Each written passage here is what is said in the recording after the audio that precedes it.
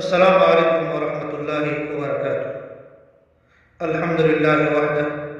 والصلاة والسلام علی من لا نبی بعدہ، اما بعد۔ عن ابی عبد الرحمن عبد اللہ بن عمر رضی اللہ تعالی عنہ قال سمعت النبی صلی اللہ علیہ وسلم یقول بنی الاسلام علی خمس شہادت ان لا الہ الا اللہ وان محمد رسول اللہ وإقام الصلاة وإيتاء الزكاة وحج البيت وصوم رمضان، رواه البخاری ومسلم۔ آج ہم ایک اہم حدیث کے بارے میں انشاءاللہ مستعان گفتگو کریں گے کہ جس حدیث کے اندر اسلام کے 5 ستونوں کے بارے میں گفتگو کی گئی ہے۔ وہ حدیث ابو عبد الرحمن عبداللہ بن عمر بن خطاب رضی اللہ عنہ سے مروی ہے۔ وہ فرماتے ہیں میں نے رسول اللہ صلی اللہ علیہ وسلم کو فرماتے ہوئے سنا، بنی الاسلام علی خمس، کہ اسلام کی بنیاد 5 چیزوں پر رکھی گئی ہے۔ اسلام کی جو بنیاد ہے وہ 5 چیزوں پر رکھی گئی ہے۔ پہلی چیز ہے شہادت اللہ الہ الا اللہ وان محمد رسول اللہ، کہ اس بات کی گواہی دینا کہ اللہ کے سوا کوئی معبود حقیقی نہیں ہے، وان محمد رسول اللہ، اور اس بات کی گواہی دینا کہ محمد صلی اللہ علیہ وسلم اللہ کے رسول ہے۔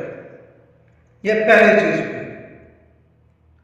اس کے بعد جو دوسرا ستون ہے وہ ہے وإقام الصلاۃ، اور نماز قائم کرنا، یہ دوسرا ستون ہے۔ اور اس کے بعد جو تیسرا ستون ہے وہ ہے وإیتاء الزکاۃ، اور زکوٰۃ ادا کرنا۔ اس کے بعد جو چوتھا ستون ہے وہ ہے وحج البیت، اور بیت اللہ کا حج کرنا، وصوم رمضان، اور پھر جو 5واں ستون ہے وہ ہے رمضان المبارک کے روزے رکھنا۔ یہ حدیث جو ہے صحیح بخاری اور صحیح مسلم میں ہے، اور اس حدیث کو روایت کرنے والے ایک عابد شخص ہے کہ جو عمر بن خطاب رضی اللہ تعالی عنہ کے بیٹے ہیں، اور یہ صحابہ میں نہایت ہی زیادہ تقوی شعار انسان تھا، اور رسول اللہ صلی اللہ علیہ وسلم کی اتباع میں، آپ کے سنتوں پر عمل پیرا ہونے میں ہمیشہ یہ پہل کیا کرتا تھا۔ یہی صحابی رسول اللہ صلی اللہ علیہ وسلم کے اس فرمان کو بیان کر رہے ہیں، اور یہ حدیث کتب احادیث کی قرآن مجید کے بعد جو سب سے زیادہ کتاب صحت کا مقام رکھتی ہے انہیں میں یہ بیان ہوئی ہے، یعنی صحیح بخاری اور صحیح مسلم میں اس کو امام بخاری اور امام مسلم رحمۃ اللہ علیہ نے نقل فرمایا ہے۔ اور اس حدیث میں یہ بیان کیا گیا ہے کہ اسلام کے جو ستون ہیں کہ جن پر اسلام کی عمارت کو کھڑا کیا گیا ہے وہ بنیادی طور پر 5 ستون ہیں۔ پہلا ہے اس بات کی گواہی دینا کہ اللہ کے سوا کوئی معبود حقیقی نہیں، اور محمد صلی اللہ علیہ وسلم اللہ کے بندے اور اس کے رسول ہیں۔ اگر ایک انسان جو ہے دائرہ اسلام میں آتا ہے تو اس کے لیے ضروری ہے کہ سب سے پہلے وہ شہادتین کی گواہی دے، سب سے پہلے اس بات کی گواہی دے کہ اللہ کے سوا کوئی معبود حقیقی نہیں،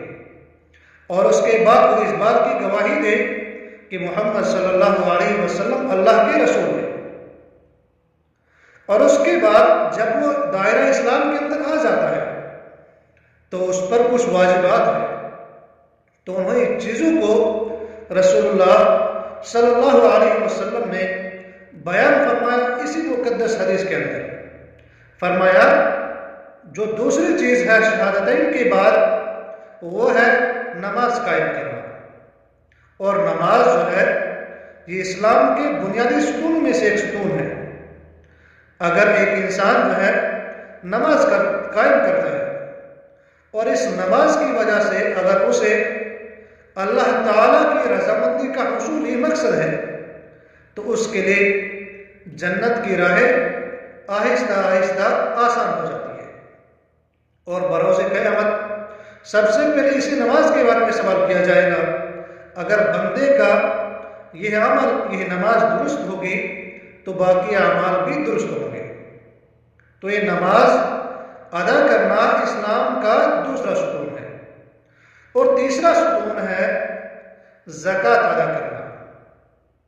اور چوتھا ستون ہے بیت اللہ کا حج کرنا ایسے شخص کے لیے کہ جو حج کرنے کی طاقت رکھتا ہے۔ اور اس کے بعد جو پانچویں چیز ہے وہ ہے رمضان المبارک کے روزے رکھنا۔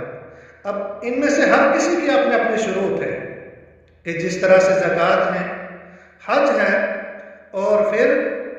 رمضان المبارک کا روزہ رکھنا ہے، اسی طرح سے نماز کے لیے بھی کچھ شرطیں ہیں کہ جس طرح سے نماز جو ہے اس کے لیے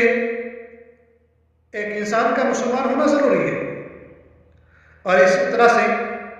بالغ ہونا بھی، اسی طرح سے باقی اور بھی شروط ہے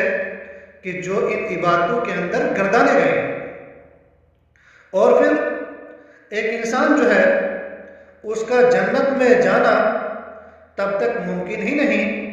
کہ جب تک وہ جو ہے شہادتین کا اقرار نہ کرے، ان کا اعتراف نہ کرے، کیونکہ کوئی بھی عبادت جو ہے شہادتین کے اندر جو دو شرطیں بیان کی گئی ہیں، دونوں شرطوں کے بنا پر کوئی بھی عبادت قابل قبول نہیں ہے۔ اور وہ شرط ہے، سب سے پہلی جو شرط وہ ہے اخلاص، اور دوسری شرط کیا ہے؟ اتباع رسول، جو رسول اللہ صلی اللہ علیہ وسلم کا تقاضا ہے کہ جو بھی آپ عبادت کریں گے سب سے پہلے وہ اللہ رب العالمین کے لیے خالص ہونے چاہیے، اور اس کے بعد جو عمل آپ کریں گے اس عمل کو ویسے ہی کرنا ہے کہ جس طرح سے رسول اللہ صلی اللہ علیہ وسلم نے اسے کیا تھا۔ اور پھر لا الہ الا اللہ، اس کی شہادت کا کیا مطلب ہے کہ بندہ ہر طرح کی عبادت اور پرستش جو ہے اس ذات کے لیے کرے کہ جو اس بات کا حق رکھتی ہے کہ جو معبود حقیقی ہے، اور اللہ کے سوا جو بھی معبودان باطلہ ہے ان کو چھوڑا جائے، کیونکہ وہ طاغوت ہے اور جھوٹے معبود ہیں، ان کی پرستش کرنے والا ایک انسان جو باطل پرست ہوتا ہے۔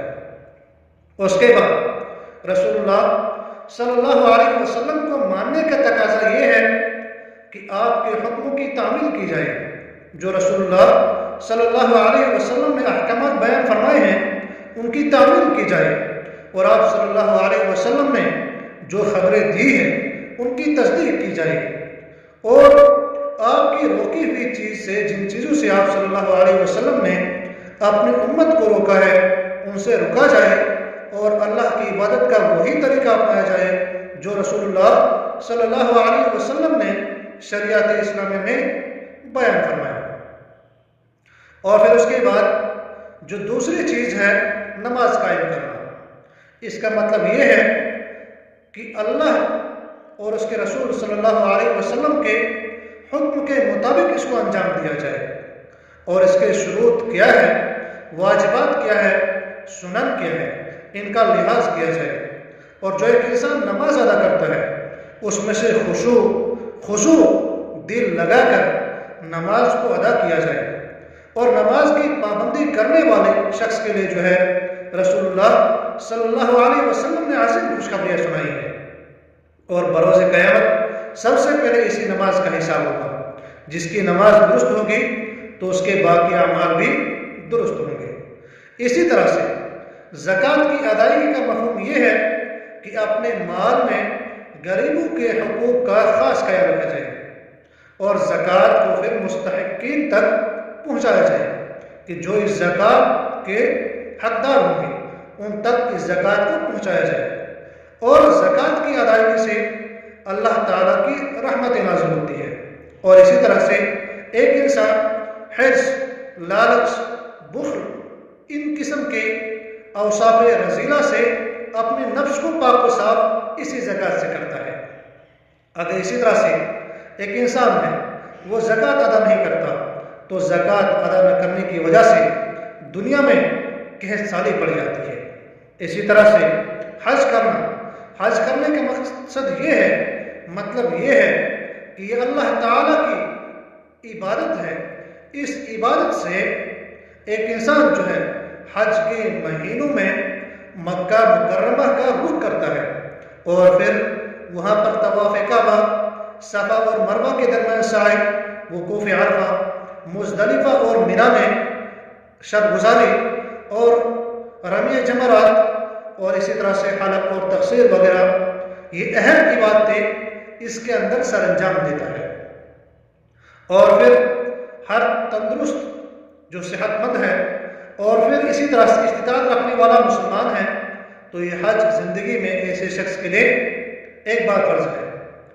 حج مقبول ایک عظیم سعادت ہے جس کا بدلہ رسول اللہ صلی اللہ علیہ وسلم نے فرمایا صرف جنت ہی ہے۔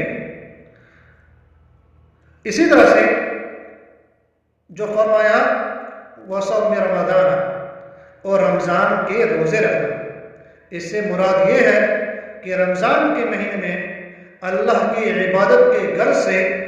طلوع فجر سے لے کر غروب آفتاب تک دن میں کھانے پینے،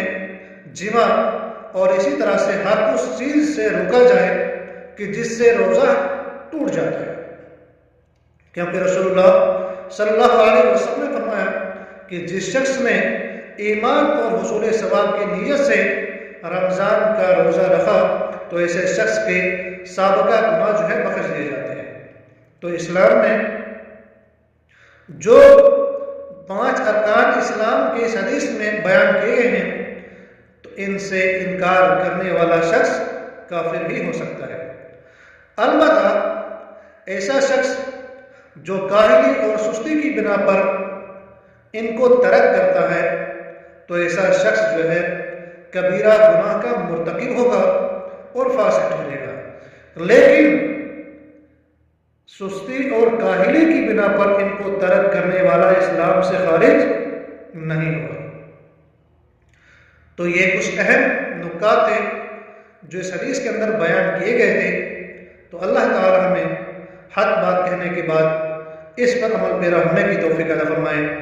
والسلام علیکم ورحمۃ اللہ وبرکاتہ۔